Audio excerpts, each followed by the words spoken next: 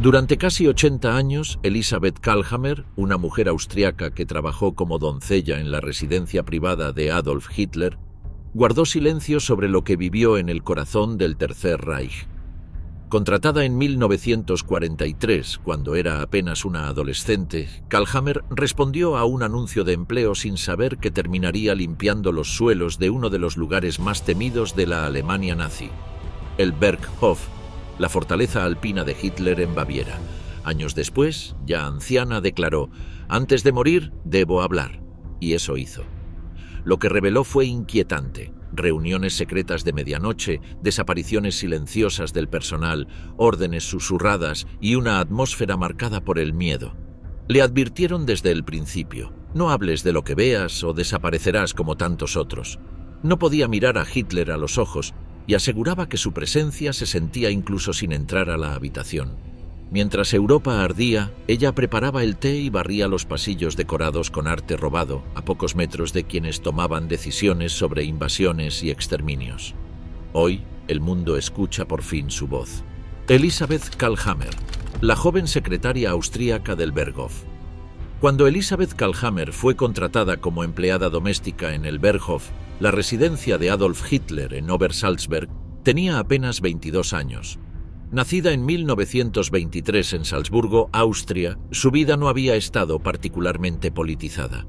Pertenecía a una familia modesta y, como muchas jóvenes de su época, fue criada bajo la influencia constante del régimen nacionalsocialista, aunque sin una afiliación ferviente ni antecedentes ideológicos marcados. Había terminado un curso de formación comercial y buscaba empleo cuando, en 1943, le informaron que se requería personal femenino en una residencia importante en los Alpes bávaros. No se le reveló inicialmente que el lugar de trabajo sería la residencia privada del Führer. La discreción era absoluta y los candidatos no podían preguntar demasiado. Fue su madre quien firmó el consentimiento para que aceptara el puesto, y solo cuando fue admitida se le comunicó oficialmente que trabajaría para Adolf Hitler. La llegada al Berghof fue, en sus palabras, impactante. «No sabíamos bien qué esperar», contaría décadas más tarde. La estructura dominaba la ladera montañosa, con vistas espectaculares sobre los Alpes, y operaba como un universo cerrado con una organización estricta. Kalhammer se sumó a un grupo de alrededor de 20 mujeres jóvenes, todas empleadas en tareas administrativas, limpieza o cocina. Su rol era principalmente de asistente de oficina, mecanógrafa y apoyo logístico para la administración diaria de la residencia. No tenía un acceso constante a Hitler, pero lo veía casi a diario, ya que él solía pasearse por los pasillos, dar instrucciones o aparecer en las comidas. Una de sus primeras impresiones fue el contraste entre la imagen pública de Hitler como un líder poderoso y el carácter casi doméstico que exhibía en Berghof. En sus palabras: «Era sorprendentemente amable en el trato cotidiano. Nunca gritaba ni levantaba la voz. Se comportaba con nosotras con una cortesía que nadie esperaba». A lo largo de su estadía, observó los hábitos meticulosos de Hitler. Siempre vestía de forma sobria dentro de la residencia, con ropa cómoda pero pulcra. Comía ligero, normalmente platos vegetarianos, y a menudo organizaba largas sesiones vespertinas de conversación con sus colaboradores más cercanos. Entre ellos estaban Martin Bormann, Eva Braun y, en ocasiones, Albert Speer. Kalhammer nunca fue testigo de decisiones políticas ni discusiones bélicas, pero notaba la tensión creciente a medida que avanzaba la guerra. En 1943 aún había cierta calma en Berghof, pero en 1944 el ambiente cambió, se volvió más serio, más hermético. Uno de los aspectos que más han llamado la atención en sus relatos es la descripción de Eva Braun. Kalhammer fue una de las pocas empleadas que tuvo contacto visual y directo con ella, aunque no una relación personal cercana. La describió como una mujer reservada, muy pendiente de su apariencia, que rara vez interactuaba con el personal inferior. En una entrevista de 2014, Kalhammer afirmó: «Eva Braun no tenía autoridad sobre nadie, ni siquiera parecía muy interesada en ejercer algún rol de poder. Era como una figura decorativa, pero Hitler la trataba con mucho afecto». Según Kalhammer, la presencia femenina en el Berghof era mayor de lo que muchos creen. Las mujeres trabajaban en cocina, lavandería, oficinas administrativas y muchas de ellas eran muy jóvenes, en su mayoría austríacas y alemanas del sur. Ninguna era miembro del partido y todas sabían que debían mantener la confidencialidad total. El entrenamiento incluía una advertencia clave: nunca hacer preguntas, nunca expresar opiniones políticas y jamás iniciar conversación con Hitler a menos que él lo hiciera primero. Si bien Elisabeth Kalhammer no era parte del círculo íntimo del Führer, recuerda haber tenido varios encuentros breves con él. Algunos fueron intercambios banales, otras veces recibió directamente una orden de trabajo o una indicación. Uno de los momentos que más la marcó fue una ocasión en la que Hitler entró a la oficina y le agradeció personalmente por su labor. Entró, se detuvo frente a mí y dijo: «Buen trabajo. He oído que usted es muy eficiente». Me sentí completamente paralizada.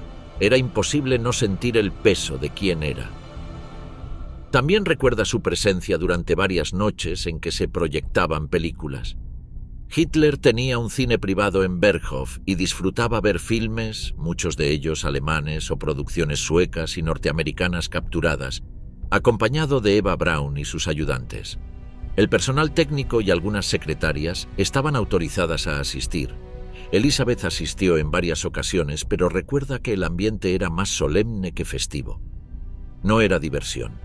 Era como asistir a un ritual. Nadie se reía, nadie hablaba. Se notaba que todos querían agradarle. A medida que el frente oriental se desmoronaba y los bombardeos aliados se intensificaban, el Berghof dejó de ser un refugio plácido. En 1944, Kalhammer notó un aumento en las visitas de altos funcionarios militares y el ambiente se volvió cada vez más tenso. Aunque las empleadas no eran informadas de las noticias del frente, circulaban rumores. El servicio postal se ralentizaba y las restricciones se volvían más estrictas. En la primavera de 1945, el Berghof fue evacuado. Kalhammer fue enviada de regreso a Salzburgo, justo antes de que las fuerzas aliadas comenzaran a bombardear la zona. Poco después, el Berghof sería destruido parcialmente por ataques aéreos británicos y posteriormente demolido por las fuerzas estadounidenses para evitar que se convirtiera en un santuario neonazi. Tras la guerra, Elisabeth Kalhammer guardó silencio durante décadas sobre su experiencia en el Berghof. No porque temiera represalias, sino porque no sentía que su rol hubiera sido relevante desde el punto de vista histórico. Además, el estigma de haber servido en la residencia privada de Hitler era difícil de superar en la Austria de la posguerra. Trabajó como maestra y luego como agente de viajes. Solo en su vejez, ya retirada, comenzó a relatar sus memorias y participó en varias entrevistas televisivas, principalmente en Alemania y Austria, entre 2005 y 2018. En una de ellas, para la cadena alemana ZDF, explicó: «Durante mucho tiempo me pregunté si debía decir algo, pero luego pensé, si las personas como yo no cuentan cómo era realmente, otros inventarán historias». Su testimonio se destaca por su tono mesurado. Kalhammer no busca justificar ni acusar, simplemente describe lo que vio y vivió, sin dramatismo ni omisiones. No vi crímenes, no vi violencia, pero sí vi cómo un régimen podía envolverlo todo en un aura de orden, limpieza y eficiencia, y detrás de esa fachada se ocultaba el horror del mundo exterior. Elisabeth Kalhammer vivió hasta los 96 años. Falleció en 2023 y dejó un legado de memoria oral inusual. El de alguien que trabajó muy cerca de Hitler sin ser cómplice ni víctima directa, y que supo mantener la distancia emocional necesaria para relatar su experiencia con claridad. En sus últimas entrevistas, reiteraba que no se arrepentía de haber contado su historia. «Fue solo un año de mi vida, pero ha vivido conmigo durante todos los demás». Traudl Junge, la secretaria que debía ser la heredera de Hitler. Traudl Junge nació en Múnich en marzo de 1920 bajo el nombre de Gertraud Hams. A la historia pasaría con su nombre abreviado y con el apellido de casada. Había querido ser bailarina, pero no la aceptaron en la academia. Mientras estudiaba mecanografía, se alistó, como tantos, en las juventudes hitlerianas. A los 22 años le ofrecieron un trabajo en la sede de gobierno. Cuando llegó a la Cancillería se sorprendió. La entrevista se la tomó el mismo Führer. Le preguntó la edad y algunos antecedentes personales. Hizo un gesto de desagrado al enterarse que no estaba casada. No suelo contratar chicas jóvenes solteras. Después se casan y se van. Ella respondió rápido y con sumisión. Mi Führer, ya viví 22 años sin un hombre. Eso no es un problema para mí. Luego la tranquilizó y le dijo que todos cometían errores y que ella no iba a ser la excepción. Le pidió que pusiera una hoja en la máquina de escribir y empezó a dictar. Traudl estaba tan nerviosa que tipeaba cualquier letra. Casi cada palabra contenía un error. Un edecán interrumpió el dictado. Venían a buscar a Hitler para una consulta urgente. Ese episodio fortuito puede haber salvado el trabajo de Traudl y, al mismo tiempo, haberla condenado para el resto de su vida. La joven tuvo tiempo de corregir cada uno de sus errores y cuando Hitler volvió a entrar al salón, la hoja era prístina. Quedó contratada esa misma tarde. Lo de la soltería de la más joven de sus secretarias, Hitler lo solucionó de inmediato. Le presentó a un oficial que trabajaba allí, Hans Junge, y los instó a casarse. Ambos obedecieron. A los pocos meses, Hans fue enviado al frente. Murió tiempo después en combate en Normandía. A partir de la derrota en Stalingrado, Hitler dejó de compartir sus comidas con oficiales y ministros. No querían que le hablaran de problemas. No quería escuchar la verdad. Así, las 4 comidas diarias las hacía con cada una de sus secretarias. Ellas le hablaban de las películas que veían en el cine, le transmitían chismes, lo adulaban. Traudl Junge remarcaba que Hitler tenía 2 personalidades y que tanto ella como el resto del círculo femenino que lo rodeaba conocieron solo su parte amable y encantadora. Ese entorno de mujeres lo integraban sus otras 3 secretarias, Eva Braun, la esposa de su médico personal, Annie Brandt, Maria von Below, mujer de uno de sus asesores militares, y Margaret, la esposa de Albert Speer. En sus memorias recuerda: «Lo tengo que admitir, estaba fascinada con Hitler. Era un jefe amable y hasta una figura paternal. Deliberadamente ignoré todas las señales y las voces de alerta que surgían dentro mío, y disfruté a su lado casi hasta el final». La secretaria de Hitler sostenía que su jefe tenía un poder de atracción único, hipnótico. Algo que sería insuficiente definirlo como carisma, algo más. Y que bajo ese influjo, no solo cayó ella por su juventud, sino que a los generales y ministros les pasaba lo mismo y no podían contradecirlo. En sus memorias, Traudl recuerda un día especialmente feliz. El 20 de julio de 1944. Ese día habían atentado contra Hitler. Las secretarias escucharon las noticias y fueron a su encuentro con temor. El aspecto de Hitler rozaba lo patético. Los pelos parados, despeinados, los ojos exaltados, la cara sucia, los pantalones hechos jirones. Pero no había preocupación en su cara. Estaba exultante. Creía que haber sobrevivido era la señal de que todo iría bien, que era la prueba de que estaba en el camino correcto, de que era indestructible. El destino me ha protegido. Es la señal de que debo llevar mi misión hasta el fin, dijo. Esa tarde estaba programada una visita de Mussolini. No solo no la suspendió, sino que, eufórico, llevó al duce hasta el lugar del atentado para mostrarle cómo había salido con vida. En enero de 1945, Traudl ingresó al búnker junto al Führer. Ya no saldría hasta el final de la guerra. El clima en el búnker era irreal. El aire viciado, la ilusión de una vida cotidiana normal. El encierro, la desconexión de la realidad. Los últimos días, para peor, todo sucedía con el sonido atronador de las bombas que caían sobre Berlín de fondo. El 22 de abril, después de una reunión con generales y sus hombres de confianza, por primera vez Hitler pareció aceptar la realidad. Al salir estaba abatido. Juntó a las mujeres y les dijo que estaban derrotados. Las conminó a escapar, que él, mientras tanto, se iba a pegar un tiro.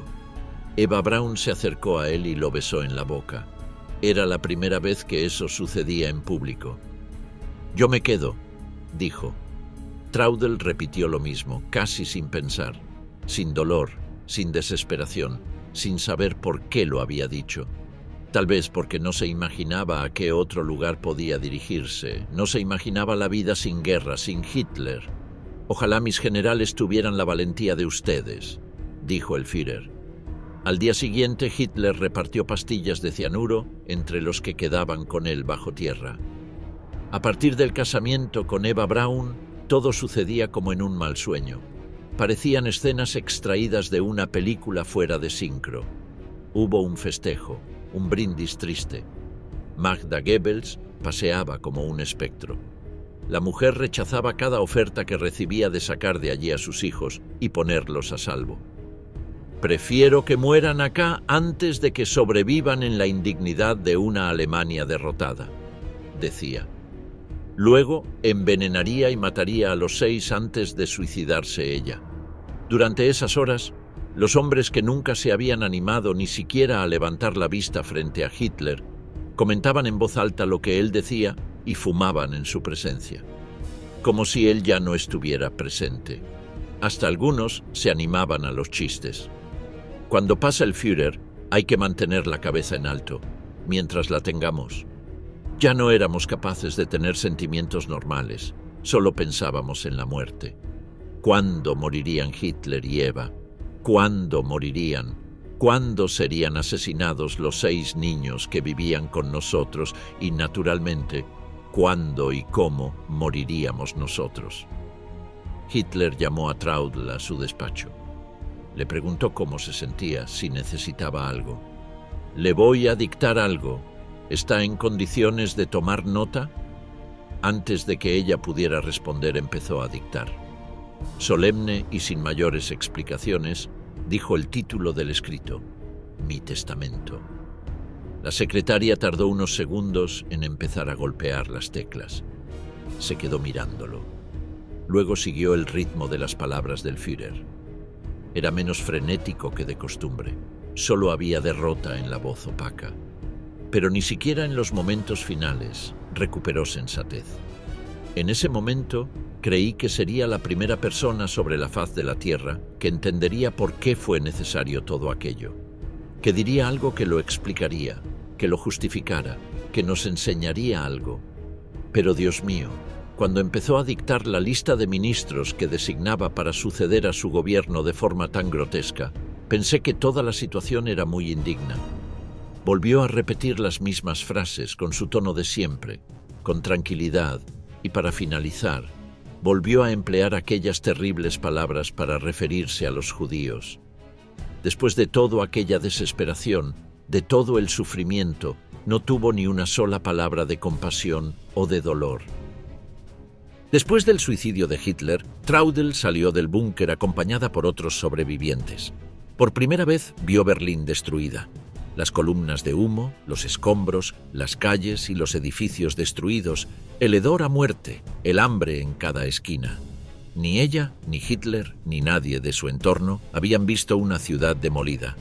Viajábamos con las persianas bajas, en trenes especiales a través de Alemania, y cuando llegábamos a Berlín, de noche, el chofer buscaba las cuadras que estuvieran lo menos dañadas posible, y los últimos 4 meses los pasamos en el búnker. Caminaba como una zombi. Todo le parecía extraño, ajeno. Ancianos que lloraban, unos chicos corriendo o trepando sobre una montaña de restos de una casa, mujeres con la ropa desgarrada tiradas en una esquina, varios cadáveres por cuadra, brazos y piernas mutilados, la gente que había envejecido súbitamente. Ella caminaba hacia no sabía dónde, no tenía nada, excepto una pastilla de cianuro en su bolsillo. A otra de las secretarias la atraparon los soviéticos y la violaron durante varios días. Traudl Junge escapó hacia el sector occidental, pero debió regresar y fue apresada por el Ejército Rojo. No contó qué sucedió en esos días de detención. Luego pasó a manos inglesas, en donde fue interrogada exhaustivamente sobre su relación con Hitler y la vida en el búnker. Fue una de las fuentes directas que utilizó el historiador Hugh Trevor Roper para determinar que Hitler se había suicidado. En 1947 la desnazificaron. Traudl evitaba decir cuál había sido su actividad durante la guerra. Volvió a trabajar como secretaria y después ingresó en una editorial. 2 veces quiso radicarse en Australia junto a su hermana, pero las autoridades de ese país la rechazaron por su pasado nazi. El resto de su vida fue un continuo de esconderse, de tratar de esquivar las acusaciones, de intentar entender cómo había actuado ella, de negar lo que había visto. Luchaba con sus propias contradicciones, con la historia, con el peso de haber convivido al lado de un monstruo y no haberlo visto. En el año 2002 publicó Hasta el último momento, sus memorias. Esa desnudez le otorgó mayor fuerza a las declaraciones de esta anciana que convivía con el remordimiento, la culpa y el desconsuelo de no haber visto, de todavía no entender lo que había pasado. En esos años finales de reflexión y de exposición pública, Traudl Junge dijo: «Me conformaba pensando que yo personalmente no tenía la culpa y que tampoco sabía nada de las dimensiones de todo. Pero un día pasé por la placa conmemorativa de Sophie Scholl. Vi que había nacido el mismo año que yo y que la habían ejecutado el mismo año en que yo me fui con Hitler. En ese momento sentí que ser joven no era una excusa. Murió de cáncer a los 81 años, el 10 de febrero de 2002, 20 años atrás. Al poco tiempo de la publicación de sus memorias y al día siguiente de la premiere mundial del documental en el Festival de Berlín, lo había anunciado: «Ahora que conté mi historia, me puedo morir». Rochus Misch, el guardaespaldas que acompañó a Hitler hasta el último día. Rochus Misch nació el 29 de julio de 1917 en Alt-Salkowitz, una pequeña localidad de Silesia. Huérfano desde muy joven, ya que sus padres murieron cuando apenas tenía 2 años, fue criado por sus abuelos maternos. En la pobreza de la posguerra y la desintegración de la República de Weimar, Misch se formó dentro de un entorno profundamente nacionalista, influido por la crisis económica, el resentimiento post-Versalles y la promesa de redención que ofrecía el nacionalsocialismo. En 1937, con 20 años, se unió a las SS-Verfügungstruppe, la organización paramilitar de combate que más tarde se transformaría en la Waffen-SS. Fue destinado al regimiento Leibstandarte SS Adolf Hitler, la guardia personal del Führer. Aunque su motivación inicial era servir a Alemania como soldado, pronto quedó envuelto en la maquinaria del culto al líder. Luego recordaría: «Mi primer encuentro con Hitler fue bastante extraño. Llevaba 12 días en el cargo cuando el ayudante principal de Hitler, un hombre llamado Bruckner, empezó a hacerme preguntas sobre mi abuela y sobre mi infancia. Entonces se levantó y caminó hacia la puerta. Como buen soldado obediente, me lancé a abrirla y allí estaba Hitler, justo detrás de la puerta. Sentí frío, luego calor. Sentí todas las emociones allí, frente a Hitler. Su trabajo, pese a formar parte de una fuerza paramilitar, era la seguridad de Hitler, como aclararía en detalle.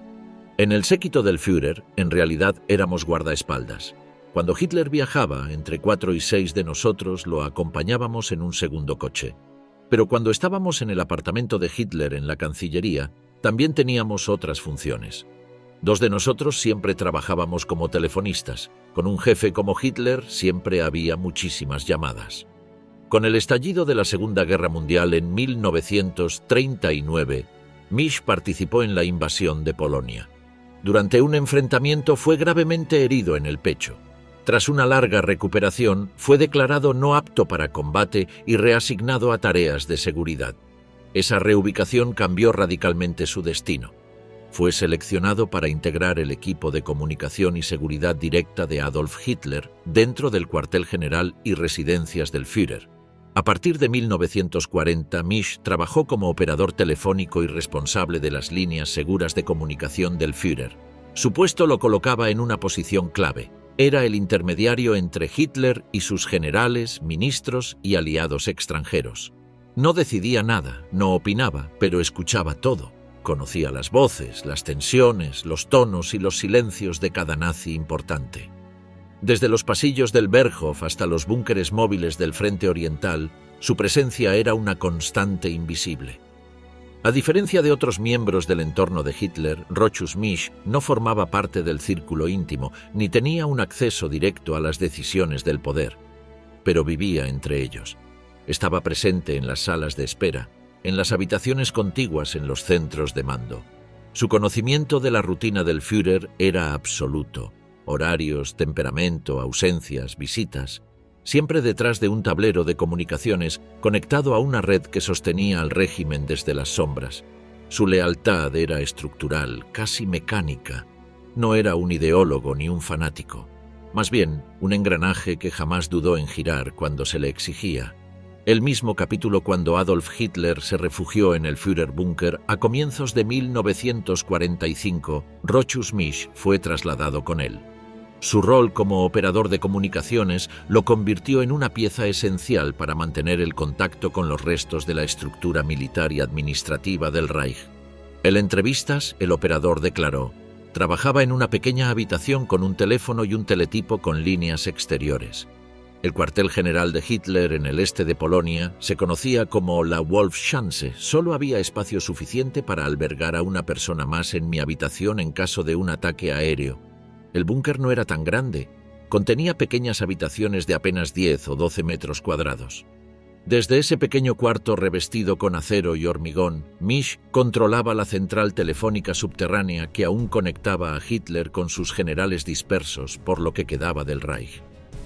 El mundo se derrumbaba en la superficie, pero él seguía escuchando voces. El caos de las últimas semanas era absoluto. La Cancillería del Reich se encontraba bajo bombardeo constante, los accesos estaban destruidos y las comunicaciones eran cada vez más erráticas. Misch, sin embargo, permaneció en su puesto, haciendo guardias rotativas con otros operadores y técnicos. Recibía y transmitía órdenes que muchas veces ya no tenían sentido, dirigidas a divisiones inexistentes o a comandantes que ya habían muerto. En los pasillos del búnker se cruzaban los restos del círculo íntimo de Hitler: Joseph y Magda Goebbels, Martin Bormann, Otto Günsche, Heinz Linge, el general Wilhelm Mohnke y las secretarias personales del Führer. Misch no era parte de las decisiones, pero estaba allí, siempre allí. Veía, escuchaba, registraba mentalmente. Su memoria era su único archivo. En los días previos al suicidio de Hitler, el ambiente se tornó irrespirable. Las noticias del avance soviético eran lapidarias. Berlín estaba rodeada y la rendición se vislumbraba como inevitable. El 30 de abril de 1945, luego de recibir instrucciones sobre su testamento político, Hitler se encerró junto a Eva Braun en su habitación privada. Minutos después se oyó el disparo, aunque Misch, según sus propias palabras, ignoraba lo que había pasado. De repente oí que alguien le gritaba al asistente de Hitler: «Linge, Linge, creo que ya pasó». Ellos habían oído un disparo, pero yo no. En ese momento Martin Bormann, el secretario privado de Hitler, ordenó a todos guardar silencio. Todos empezaron a susurrar. Yo estaba hablando por teléfono y me aseguré de hablar más alto a propósito porque quería oír algo. No quería que pareciera que estábamos en un búnker de la muerte. Entonces Bormann ordenó que abrieran la puerta de Hitler.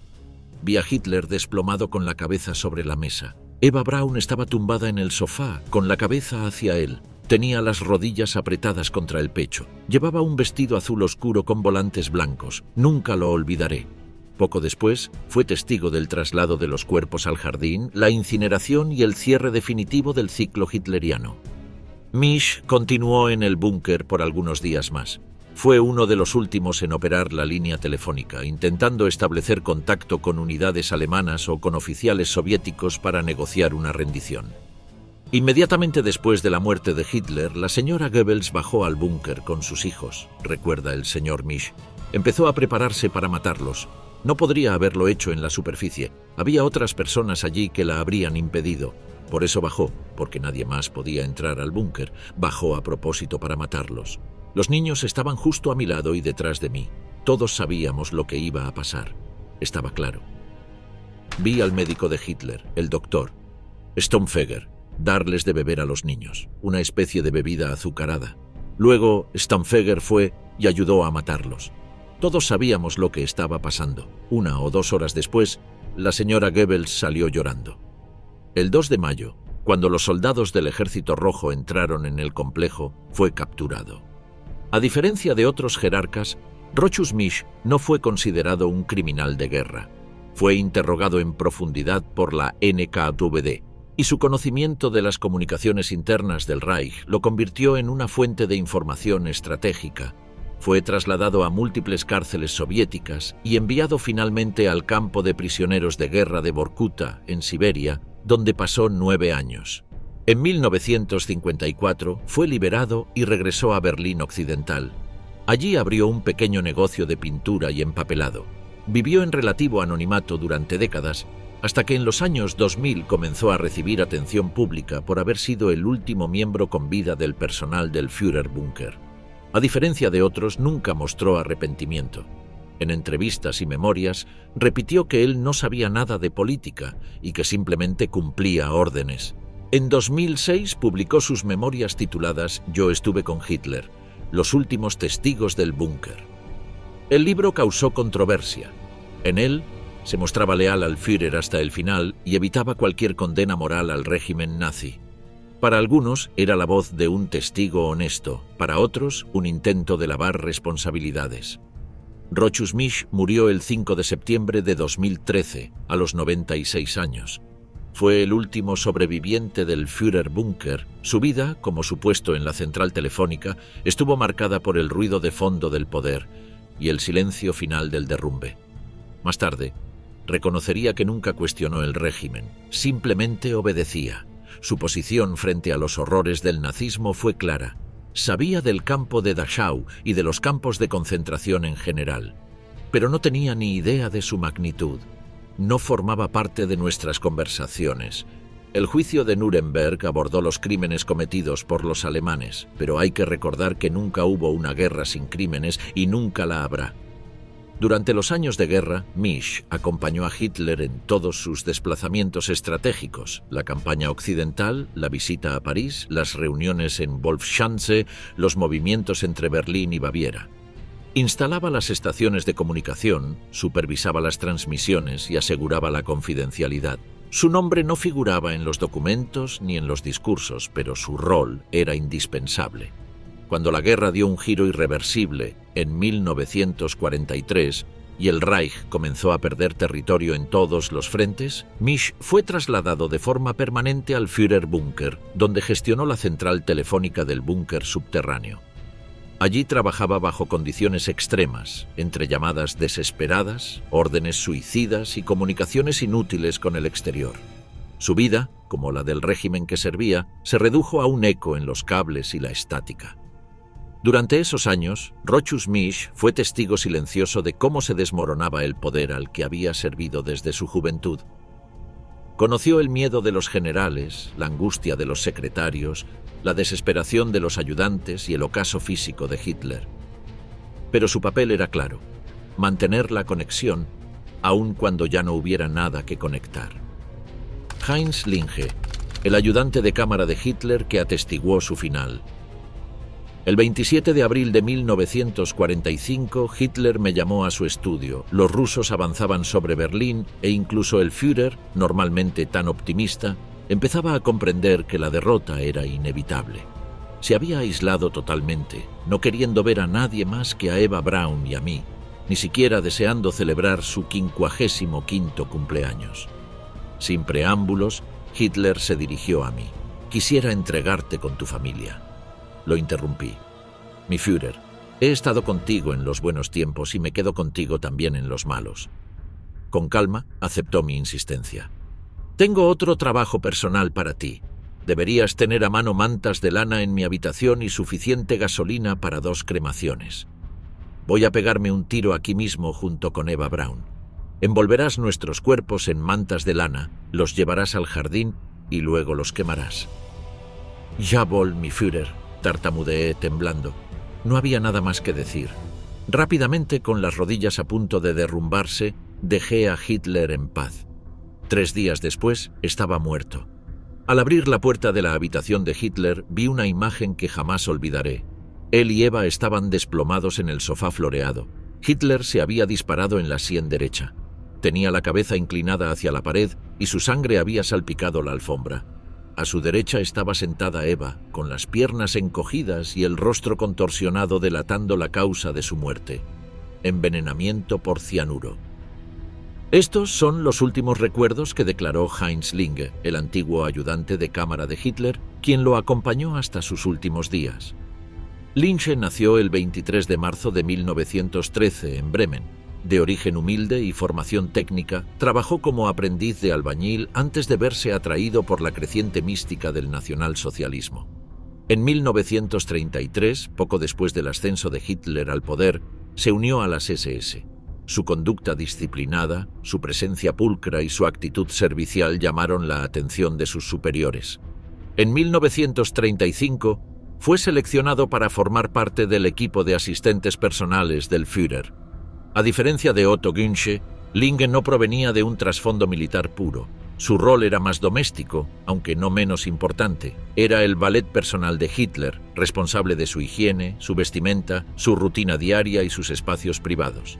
En la estructura rígida del Tercer Reich, este tipo de tareas no implicaban servidumbre, sino confianza absoluta. Mi trabajo consistía en ordenar los periódicos matutinos y los primeros despachos internacionales, colocándolos en una silla fuera de su dormitorio. Lo despertaba a las 11. Hitler se levantaba, recogía el correo y lo leía en la cama, junto a la cual había un carrito de té con libros, periódicos, sus gafas y una caja de lápices de colores. Yo era responsable de mantenerlo abastecido de material de escritura y gafas, ya que nunca le gustaba que lo vieran con ellas en público, pues lo consideraba un signo de debilidad. Siempre llevaba unas gafas de repuesto cuando viajábamos, ya que a menudo las rompía mientras jugaba con ellas en la mano, dándole vueltas a algún problema. Linge era una de las pocas personas autorizadas a ingresar al dormitorio de Hitler sin previo aviso. Su función requería discreción, silencio y lealtad incuestionable. A lo largo de más de una década, Heinz Linge fue testigo directo de la vida privada del Führer. Conocía sus hábitos, sus fobias, sus manías. Le ayudaba a vestirse, organizaba sus pertenencias, disponía sus comidas y estaba presente en cada momento del día, incluso durante los viajes. Esa cercanía convirtió a Linge en una figura casi invisible, pero indispensable. Incluso fue uno de los testigos más cercanos de la pérdida de salud de Hitler. Durante los 10 años que lo conocí, estaba constantemente preocupado por su salud y su declive físico comenzó pronto. A finales de 1942, cuando la lucha en Stalingrado alcanzó un punto de inflexión, su mano izquierda empezó a temblar. Hizo un gran esfuerzo por contenerlo y ocultarlo de los demás, apretándose la mano contra el cuerpo o sujetándola firmemente con la derecha. Luego, en 1943, pareció casi envejecer de la noche a la mañana. A finales de 1944, se movía sin agilidad, inclinado hacia adelante y hacia los lados. Si quería sentarse, había que colocarle una silla durante los años de esplendor del Tercer Reich. Linge participó en actos oficiales, banquetes, reuniones de alto nivel y encuentros diplomáticos, siempre a una distancia de rescate, es decir, solo un paso detrás de Hitler. No opinaba, no intervenía, ni dejaba rastro. Su presencia, sin embargo, fue constante. Fue testigo silencioso de la evolución física y mental del dictador, desde el carismático orador de los años 30 hasta el enfermo paranoico de los últimos días. A partir de 1943, con el inicio de los reveses militares en el frente oriental y la creciente presión aliada en el oeste, Linge notó los primeros signos del deterioro de Hitler. Su andar se volvió más rígido, su temblor en la mano izquierda más notorio y su carácter más irascible. En sus memorias, Linge recuerda: Hitler hablaba cada vez más del pasado. Su salud se deterioraba y con ella su ánimo. Empezó a desconfiar de quienes lo rodeaban. En aquellos días yo no podría haber estado más atento y vigilante, y el Führer, que confiaba ciegamente en mí, lo sabía. Una vez dijo: Linge, cuando te sientas o te quedas de pie detrás de mí, me siento más seguro que si un Obergruppenführer, el rango más alto de las SS, ocupara tu lugar. En Berlín, su cumpleaños, el 20 de abril, fue un acontecimiento discreto y solo 7 días después me contó sobre sus planes de morir con Eva a su lado. Pese a ello, Linge no se apartó. Era un servidor, no un confidente. Su lealtad estaba sellada. Cuando Hitler se trasladó al Führerbunker en enero de 1945, Linge lo acompañó sin vacilaciones. Durante los meses de encierro, su tarea se intensificó. Mantuvo una rutina espartana: preparar la ropa, coordinar el aseo, ordenar los espacios privados y asistir a las reuniones. También fue uno de los pocos que ingresaban con regularidad al dormitorio de Hitler y a las estancias donde se encontraba Eva Braun. Su cercanía con ambos le permitió ser testigo de los últimos momentos de intimidad de la pareja. El 29 de abril de 1945, Linge fue quien ayudó a vestir a Hitler para su boda simbólica con Eva Braun. Esa misma noche, lo acompañó mientras redactaba su testamento político y su testamento personal. En esos documentos, Hitler designaba sucesores y ordenaba la destrucción de sus restos para evitar que fueran exhibidos como trofeo. A las 3:15 le pedí sus órdenes por última vez. Con aparente calma y en voz baja, como si me mandara al jardín a buscar algo, dijo: «Linge, me voy a pegar un tiro, ya sabes lo que tienes que hacer». Saludé, y mientras daba 2 o 3 pasos cansados hacia mí, levantó el brazo derecho en el saludo hitleriano por última vez en su vida. Giré sobre mis talones, cerré la puerta y me dirigí a la salida del búnker. En medio de la cacofonía de proyectiles soviéticos se oyó un solo disparo de pistola. Su vida había terminado. La mía nunca volvería a ser la misma. Al día siguiente, el 30 de abril, Linke se encontraba a metros de distancia cuando Hitler y Eva Braun se encerraron en sus habitaciones privadas. Minutos después, escuchó el disparo. Junto a Otto Gunsche, entró en la sala y encontró los cuerpos sin vida. Hitler se había disparado en la sien. Eva había ingerido cianuro. Cumpliendo órdenes estrictas, Linke y Gunsche trasladaron los cuerpos al jardín de la Cancillería, los rociaron con gasolina y los incineraron. Linke permaneció varios días más en el búnker organizando las últimas tareas y destruyendo documentos. Finalmente, intentó huir disfrazado entre los escombros de Berlín, pero fue capturado por los soviéticos el 2 de mayo de 1945. En Moscú fue interrogado extensamente por la NKVD. Su testimonio sobre los últimos días de Hitler fue considerado clave para confirmar oficialmente su muerte. Pasó 10 años prisionero en la Unión Soviética, en condiciones extremadamente duras. Fue liberado en 1955 y regresó a Alemania Occidental. A diferencia de Gunsche, Heinz Linke sí publicó sus memorias. En ellas describe con detalle la vida diaria de Hitler, su rutina y sus obsesiones. Murió el 9 de marzo de 1980, dejando el testimonio de un hombre que vivió en las sombras del poder absoluto hasta el final. Otto Gunsche, el oficial que cumplió la última orden de Hitler. Otto Gunsche nació el 24 de septiembre de 1917 en Jena, en el estado alemán de Turingia. Desde joven fue un ferviente nacionalista y en 1936, con apenas 19 años, se unió a las Waffen-SS. Su disciplina, obediencia y perfil académico lo llevaron rápidamente a ocupar puestos de confianza, siendo seleccionado en 1940 como uno de los ayudantes personales del Führer. Su cercanía al círculo de Hitler se consolidó en 1943, cuando fue designado oficialmente como su Persönlicher Adjutant, es decir, el oficial de enlace personal encargado de coordinar todos sus movimientos logísticos, de seguridad y de agenda. Gunsche era joven, atlético, meticuloso, y su presencia en las reuniones del Führer era constante. Su deber era estar siempre a disposición directa de Hitler, recibir sus instrucciones personales y transmitirlas de manera inmediata a los responsables correspondientes. No solo era testigo de los encuentros con generales, ministros o invitados, sino que además era el responsable de organizar la rutina diaria del dictador, desde los desplazamientos en tren o avión hasta la seguridad del búnker. Fue herido en varias ocasiones y se ganó el respeto de los oficiales por su lealtad absoluta. Gunsche también estuvo presente durante el atentado del 20 de julio de 1944, cuando Klaus von Stauffenberg colocó una bomba en la sala de reuniones de la Wolfschanze. Resultó herido, pero sobrevivió y se mantuvo al lado de Hitler hasta el final. En sus memorias y declaraciones ante los soviéticos, Gunsche reveló con detalle los días finales del régimen. Él fue el responsable directo de cumplir una de las órdenes más simbólicas y trascendentes del siglo XX, la incineración del cadáver de Adolf Hitler. El 30 de abril de 1945, tras el suicidio del Führer y Eva Braun, fue Gunsche quien organizó el traslado de los cuerpos al jardín de la Cancillería del Reich y quien coordinó la quema de los restos. En su testimonio ante la NKVD soviética, fechado en 1945, escribió: «Me dio la orden personalmente. Quiero que mi cuerpo sea quemado inmediatamente. No quiero que los rusos lo exhiban como a Mussolini». Le aseguré que así sería, y lo cumplí. Junto a Erich Kempka y Heinz Linke, Gunsche roció los cuerpos con gasolina y supervisó el incendio. Permaneció de pie mientras ardían, rindiendo lo que él llamó el último deber de lealtad. Cuando se le preguntó por qué no escapó, entonces respondió: «No era posible. Mi deber no había terminado. Tenía que asegurarme de que el cuerpo se redujera a cenizas y que no cayera en manos enemigas».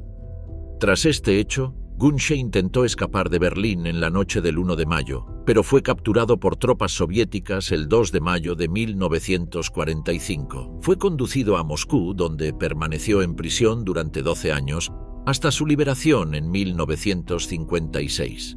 Durante su detención, fue interrogado exhaustivamente, especialmente sobre la muerte de Hitler. Los soviéticos, durante años, desconfiaron de la versión del suicidio, y Gunsche fue una de las piezas clave para confirmar los hechos.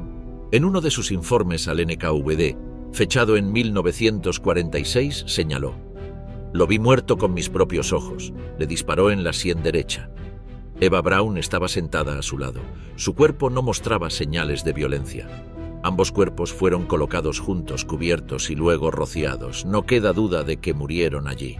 El valor de su testimonio fue confirmado por otros miembros del búnker y por las investigaciones aliadas.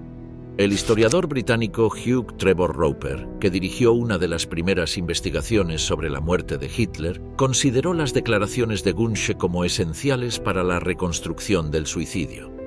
En sus años posteriores a la prisión, Gunsche evitó la vida pública. Vivió discretamente en Alemania Occidental, trabajando en la industria privada. A pesar de haber sido un testigo excepcional, nunca publicó memorias completas. Sin embargo, colaboró con periodistas e historiadores de forma limitada. Uno de ellos fue Joachim Staller, quien obtuvo declaraciones directas de Gunsche en los años 80. En una entrevista privada citada por el historiador Ralph Georg Reuth, Gunsche expresó: «No era nuestro rol cuestionarlo. Estábamos ahí para cumplir órdenes. Yo no lo admiraba como a un dios, pero sí como a un líder que creyó, hasta el último segundo, que Alemania merecía algo más que una rendición». Respecto a sus sentimientos personales hacia Hitler, dijo en esa misma entrevista: «No lloré, solo sentí que una época terminaba. Había compartido años de mi vida con él, día y noche. Conocía cada uno de sus gestos, pero en el fondo ya no era el hombre de 1940, era una figura rota». Gunsche, que nunca fue juzgado como criminal de guerra, reconoció también que no conocía los detalles del Holocausto. En declaraciones a la prensa en 1982, sostuvo: «Nunca escuché de su boca una orden directa sobre exterminios. Sabía que algo ocurría en el este, pero no tenía acceso a esa información. Nosotros estábamos en la sombra del Führer, pero esa sombra no revelaba todo». Murió el 2 de octubre de 2003 en Alemania, a los 86 años. Hasta sus últimos días mantuvo la postura de que Hitler se suicidó y que él, Otto Gunsche, cumplió la última orden del Tercer Reich con la precisión que había definido toda su vida como oficial. Su figura, aún hoy, es símbolo del tipo de lealtad ciega que caracterizó a los últimos hombres del búnker, jóvenes formados en la obediencia, atrapados en un sistema donde la voluntad de un solo hombre era ley. Johanna Wolf, la sombra silenciosa tras la máquina de escribir. Johanna Wolf nació el 1 de junio de 1900 en Múnich, Alemania, en el seno de una familia de clase media. Hija de un funcionario público, fue educada en una época en que las mujeres raramente accedían a posiciones de responsabilidad en el ámbito laboral. A temprana edad, sin embargo, Wolf demostró una notable capacidad para la mecanografía y la taquigrafía, lo que la llevaría a formar parte del entorno más íntimo de uno de los dictadores más notorios de la historia moderna. En 1929, mientras trabajaba como secretaria en la oficina de Gregor Strasser, uno de los primeros dirigentes del Partido Nacional Socialista Alemán de los Trabajadores, fue reclutada por Rudolf Hess para integrarse a la oficina personal de Adolf Hitler. Su eficiencia, discreción y lealtad absoluta llamaron rápidamente la atención del futuro dictador. A partir de entonces, Wolf se convirtió en una figura clave de la Kanzlei des Führers, siendo considerada la secretaria principal del círculo interno de Hitler, superando incluso a otras figuras femeninas como Christa Schröder o Gerda Christian. Durante más de 16 años, Johanna Wolf fue testigo silenciosa de cada etapa del ascenso y caída del régimen nazi. Mecanografió discursos, decretos, cartas y dictados de última hora en medio de bombardeos y reuniones del alto mando. A diferencia de otros colaboradores de Hitler, no se involucró políticamente en las decisiones del régimen. Su papel, aunque administrativo, fue absolutamente confidencial. Nunca se casó ni tuvo hijos. Su vida giraba en torno a su trabajo junto a Hitler, a quien se refería como el jefe. Desde 1933, Wolf vivió en el complejo de la Cancillería del Reich y posteriormente la acompañó al Berghof en Baviera, a la Wolfschanze en Prusia Oriental y finalmente al Führerbunker en Berlín durante los últimos días del Tercer Reich.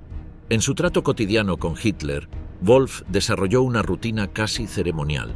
Él dictaba mientras caminaba o se sentaba y ella tomaba nota en taquigrafía, mecanografiando luego el contenido en su máquina Olimpia.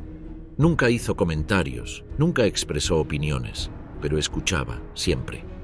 Tras el colapso de Berlín, fue capturada el 23 de mayo de 1945 por fuerzas soviéticas mientras intentaba escapar disfrazada de enfermera, aunque no fue juzgada como criminal de guerra. Pasó más de un año detenida en el campo de internamiento de Ludwigsburg, donde fue interrogada numerosas veces. Posteriormente, fue liberada sin cargos. Nunca volvió a hablar públicamente sobre sus años junto a Hitler. Sin embargo, en el marco de entrevistas no publicadas oficialmente y en transcripciones de interrogatorios conservadas por los aliados, sus palabras se volvieron testimonio clave para entender la cotidianidad del dictador. En uno de los interrogatorios realizados por los británicos en 1945, Wolf describió a Hitler como un hombre meticuloso, puntual y reservado. Afirmó: nunca gritaba. Incluso en momentos de mayor presión, conservaba un tono casi paternal. Para nosotras, sus secretarias, era cortés y cuidadoso. Jamás presencié un arrebato en su despacho, ni un golpe en la mesa. Todo lo contrario a lo que el mundo cree. Era metódico hasta el extremo. Sobre su vida personal comentó: pasábamos muchas horas junto a él, pero nunca nos hablaba de cosas íntimas. A veces hablaba de sus perros o del paisaje de Baviera, siempre en tono melancólico.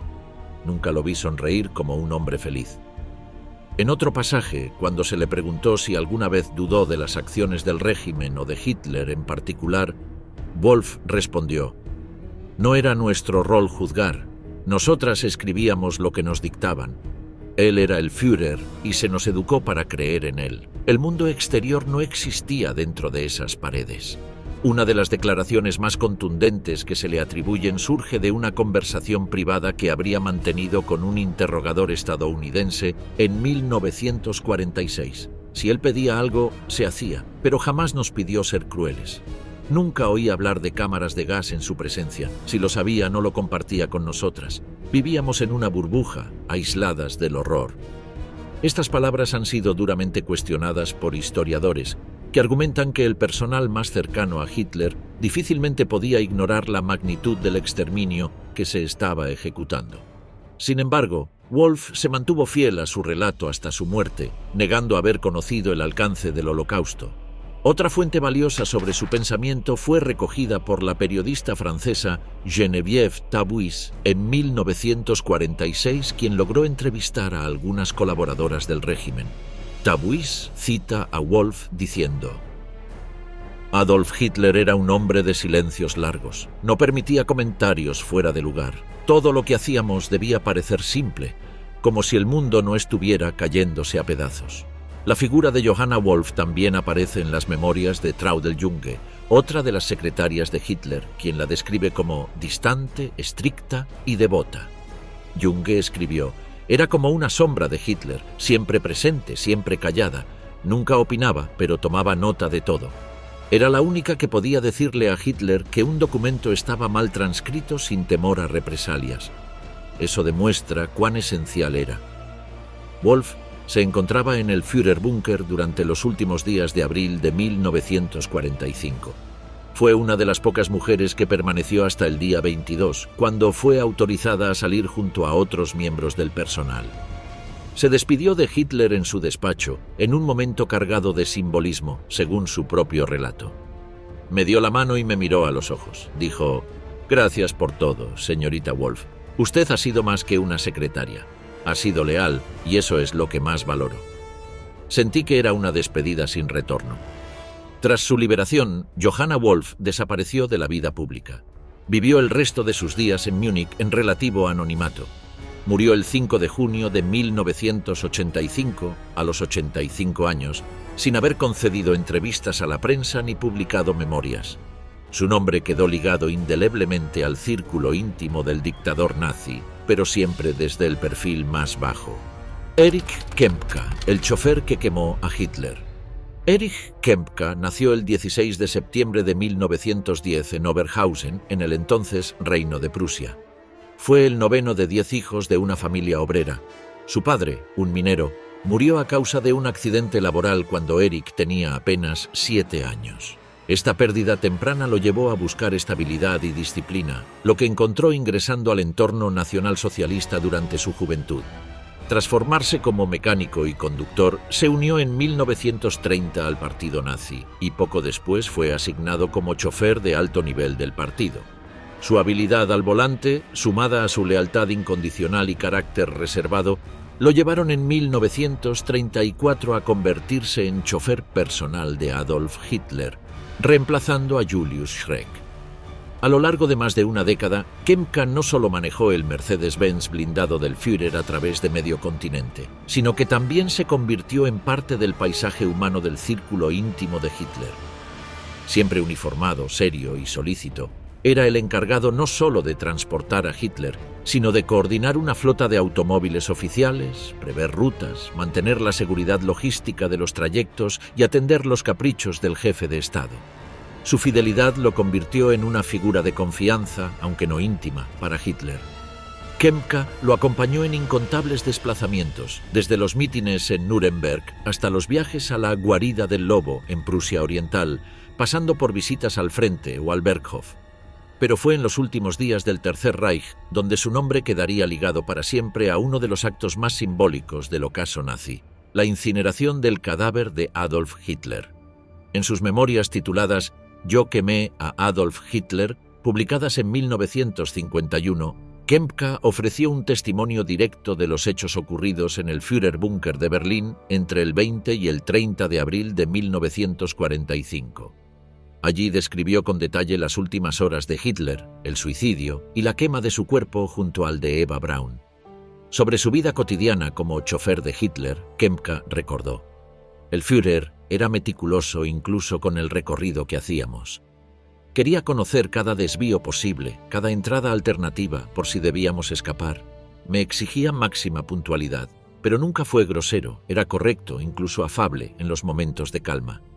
En otro pasaje de sus memorias, Kempka señala: «No era un hombre que hablase mucho con los que estábamos a su alrededor, pero yo pasaba horas esperándolo en la puerta o conduciendo durante largos tramos en silencio. Escuchaba sus monólogos, sus planes, sus silencios. Conducirlo era más que mover el coche, era estar al servicio del símbolo». A diferencia de las secretarias, los ayudantes como Kempka fueron testigos del carácter más iracundo de Hitler en sus últimos días. En abril de 1945, con Berlín sitiado por el Ejército Rojo, Kempka recibió instrucciones precisas. Debía asegurar suficiente gasolina para la eventualidad de destruir cuerpos. Kempka consiguió casi 200 litros, traídos en bidones hasta la Cancillería del Reich. Nunca preguntó para qué era.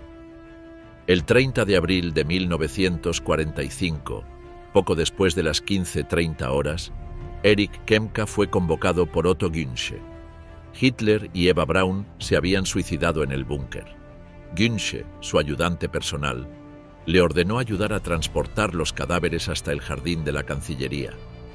Kempka y otros 2 hombres envolvieron los cuerpos, los subieron por las escaleras, los colocaron en una zanja poco profunda y los rociaron con la gasolina. Nunca olvidaré el olor, la mezcla de carne humana, gasolina y concreto quemado. Arrojé el fósforo sin mirar atrás. No quise ver el rostro del Führer ardiendo. En su testimonio ante los aliados en 1945, reiteró esta escena. Confirmó que el cuerpo de Hitler fue incinerado de forma completa, aunque señaló que debido al bombardeo constante, el fuego no se mantuvo encendido mucho tiempo. Tras varias repeticiones del proceso, solo quedaron restos carbonizados. Al referirse a su estado emocional tras el acto, escribió: «No sentí alivio, no sentí orgullo, solo vacío. Quemé a un hombre por quien trabajé más de una década.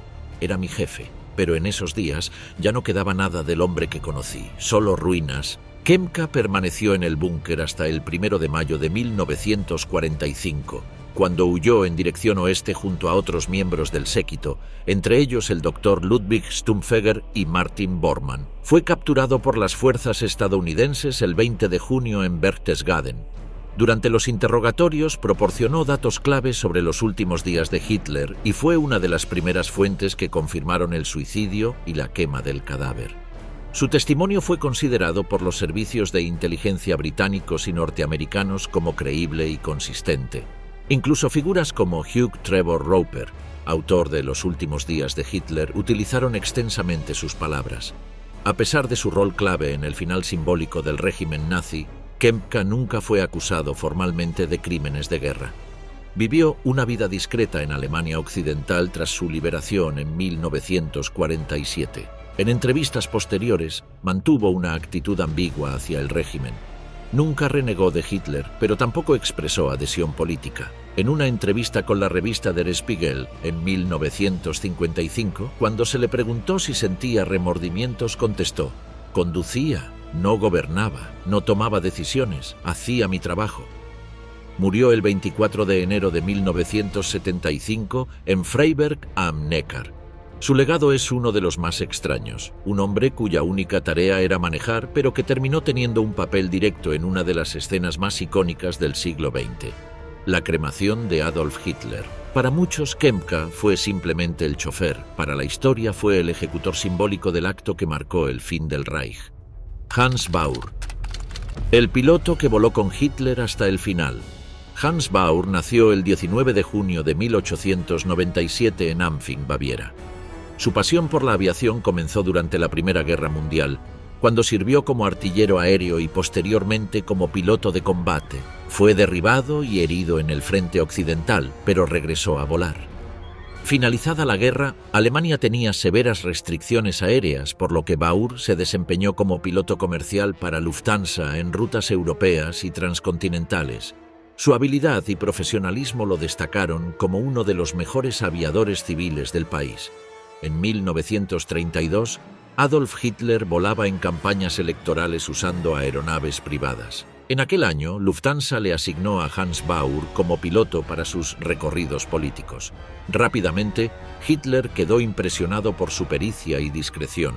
Al asumir como canciller en 1933, Hitler lo nombró piloto personal y jefe del Fliegerstaffel des Führers, una escuadra aérea encargada de sus vuelos oficiales. A partir de ese momento, Baur se convirtió en una figura casi inseparable de Hitler, compartiendo con él más de 1000 horas de vuelo y muchas jornadas completas de trabajo.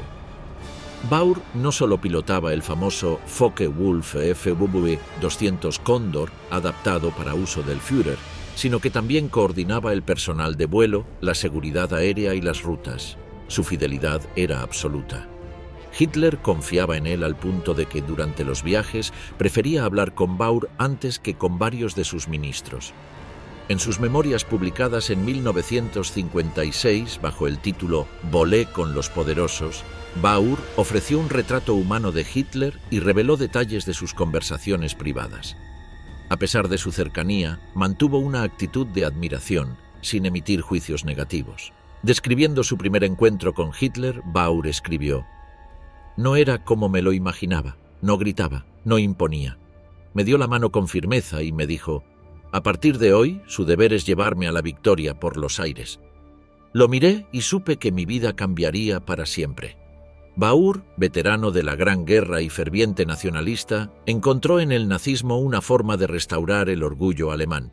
En su rol de piloto, no participaba en decisiones militares o políticas, pero estaba presente en momentos cruciales.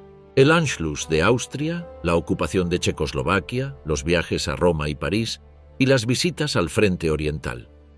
En uno de los pasajes más comentados de sus memorias, Baur describe una conversación con Hitler durante un vuelo en 1942. Le pregunté si estaba cansado. Me miró con frialdad y dijo: «Solo me detendré cuando Alemania esté completamente destruida o completamente redimida». Fue la única vez que sentí que hablaba desde una dimensión que no entendía. Durante los últimos meses de la guerra, Baur organizó varios intentos de evacuación aérea desde Berlín. El 16 de abril de 1945 voló personalmente desde el campo de aviación improvisado de Gatow hacia la Cancillería para informar a Hitler sobre las posibilidades de escape. Hitler se negó. En sus declaraciones ante los soviéticos en 1945 y en entrevistas posteriores, Baur relató el dramático momento en que, el 29 de abril, intentó convencer a Hitler de huir en un pequeño Fieseler Storch. Le dije que podíamos volar bajo, esquivando posiciones rusas y sacarlo de Berlín. Le prometí que podríamos llegar al Berghof o a alguna base en el sur, pero él dijo: «No abandonaré Berlín.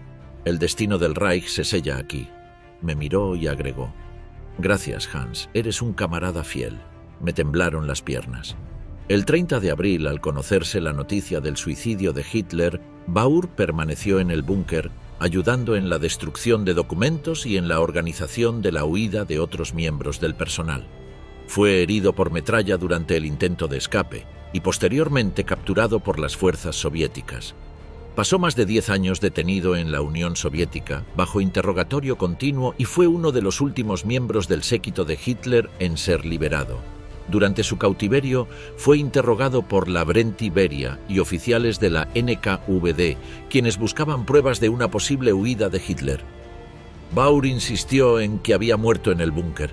En uno de sus testimonios ante los soviéticos, Baur afirmó: «Si alguien pudo haberlo sacado de Berlín, era yo, y no quiso. Murió allí. Vi su cadáver. Él mismo ordenó que fuera quemado. No huyó, no sobrevivió. Murió como lo había prometido». Liberado en 1955 y devuelto a Alemania Occidental tras las negociaciones entre Bonn y Moscú, Baur fue recibido como un testigo privilegiado de la historia. Sin embargo, su figura quedó marcada por la ambigüedad. Nunca expresó remordimiento, y si bien no fue un criminal de guerra, su lealtad personal a Hitler generó fuertes críticas. Cuando se le preguntó si aún consideraba a Hitler como un gran hombre, Baur respondió: «Era mi comandante, me ordenó que lo sirviera y lo hice. No me arrepiento de haber sido su piloto. Lo que ocurrió después escapa a mí». Hans Baur murió en Múnich el 17 de febrero de 1993, a los 95 años. Fue uno de los últimos testigos vivos del círculo íntimo de Hitler y hasta el final de su vida defendió la figura de su antiguo jefe como alguien comprometido con Alemania, aunque trágicamente equivocado. Gerda Christian, la secretaria que volvió al búnker. Gerda Christian, nacida Gerda Daranowski el 13 de diciembre de 1913 en Berlín, se formó como secretaria trilingüe en inglés, francés y alemán. Su ingreso al círculo íntimo de Adolf Hitler ocurrió en 1937, cuando fue seleccionada por recomendación de Martin Bormann para formar parte del equipo de mecanógrafas personales del Führer, conocidas internamente como las Führersekretärinnen. De inmediato, Christian se destacó por su eficacia, presentación impecable y carácter reservado. Hitler, que valoraba la discreción por encima de todo en su entorno femenino, encontró en ella una colaboradora confiable. A diferencia de Johanna Wolf, de carácter más institucional, Gerda Christian supo equilibrar su papel de secretaria con un tono más cercano, en especial en las reuniones sociales del Berghof. Su belleza fue frecuentemente comentada entre los miembros del entorno, aunque nunca estuvo involucrada públicamente en relaciones dentro del círculo nazi, más allá de su posterior matrimonio con Eckhard Christian, un general de la Luftwaffe y miembro del alto mando. Durante los años más estables del Tercer Reich, Christian acompañó a Hitler en sus desplazamientos tanto en la Cancillería como en la residencia de Obersalzberg. Estaba entre las secretarias seleccionadas para turnarse según horarios estrictos, dada la costumbre del Führer de dictar documentos hasta altas horas de la noche. En entrevistas posteriores, Christian detalló que Hitler dictaba desde posiciones inusuales, caminando en círculos, de pie junto a la ventana o incluso acariciando a su perro Blondie. Tras la entrada en guerra, continuó en su puesto hasta 1943, cuando solicitó una licencia temporal para casarse. Regresó a finales de 1944 en un momento ya marcado por la desesperación del régimen. Su retorno fue una decisión personal. Así lo narró en sus declaraciones de posguerra. Sabía que todo se estaba viniendo abajo, pero sentía que debía estar allí. Era mi lugar. Había trabajado durante años para ese hombre y no me parecía correcto marcharme cuando más necesitaba gente leal. Christian estuvo presente en el Führerbunker desde mediados de abril de 1945. En sus testimonios describe un ambiente cada vez más opresivo, donde Hitler se refugiaba en sus rutinas. Paseos cortos, discursos repetitivos, planes irreales de contraofensivas. Ella, como las otras secretarias, alternaba entre mecanografiar órdenes y compartir las últimas comidas con él. Sobre la relación con Hitler en aquellos días, dijo en una entrevista privada en 1954: «Ya no era el hombre que conocí. Estaba consumido, tembloroso, con la voz quebrada. Pero aún creía que podía lograr algo. No en la victoria militar, pero sí en controlar cómo caería su mundo». Uno de los momentos más inquietantes que recordó fue la redacción del testamento político de Hitler el 29 de abril de 1945. Christian estuvo presente cuando Traudl Junge lo mecanografió a partir del dictado de Martin Bormann y el propio Führer. Sobre ese día dijo: «Lo hizo con calma, como si firmara una carta más. No hubo solemnidad, no hubo lágrimas, solo ese tono obsesivo suyo de justicia histórica, de legado. Nosotros sabíamos que era el fin, pero él escribía para la eternidad». Gerda Christian también fue testigo de la boda entre Adolf Hitler y Eva Braun, realizada la noche del 28 al 29 de abril en un pequeño despacho del búnker. Sobre esa ceremonia surrealista en medio del colapso dijo: «Fue extraño, estaban radiantes por momentos, como si se hubieran liberado de todo. Ella llevaba un vestido sencillo, él su uniforme gastado. Se besaron, luego volvió la sombra». Tras el suicidio de Hitler y Eva Braun el 30 de abril de 1945, Christian permaneció aún un día más en el búnker. El 1 de mayo participó en la última comida del círculo cercano, antes de que comenzaran los intentos de fuga por la superficie. Logró salir del búnker junto a otras mujeres, disfrazadas de auxiliares médicas. Fue capturada por los soviéticos pocos días después. En sus interrogatorios sostuvo siempre que desconocía la magnitud del exterminio judío. Al igual que Johanna Wolf, alegó que nunca se hablaba abiertamente de esos asuntos en presencia de las secretarias. En una declaración de 1946 afirmó: «Nosotras vivíamos para servirle. Todo lo que veíamos eran órdenes, discursos y reuniones. Nunca vi un campo de concentración, nunca oí hablar de gas». Sin embargo, algunos interrogadores encontraron inconsistencias en su relato, sobre todo considerando que su esposo, Eckhard Christian, había formado parte del alto mando aéreo con conocimiento de los movimientos logísticos hacia el este. Gerda y Eckhard se divorciaron en 1946. Nunca volvieron a verse. Después de ser liberada en 1948, Gerda Christian llevó una vida discreta en Düsseldorf. A diferencia de otras secretarias como Traudl Junge, nunca participó en documentales ni concedió entrevistas a medios. Solo se conocen extractos de sus testimonios oficiales y algunos pasajes rescatados por historiadores como Anton Joachimsthaler y Cornelius Ryan. La frase que más ha resonado de entre sus escasas declaraciones póstumas es una que pronunció en una conversación privada en los años 50. «No me avergüenzo de haberlo servido, me avergüenza no haber preguntado más». Gerda Christian murió el 14 de abril de 1997, a los 83 años, cerrando así una vida marcada por el silencio y la cercanía a uno de los hombres más infames de la historia. Su figura representa la de quienes, sin empuñar un arma, formaron parte de la maquinaria del poder por decisión propia y permanecieron hasta el último momento, no por ideología, sino por lealtad personal.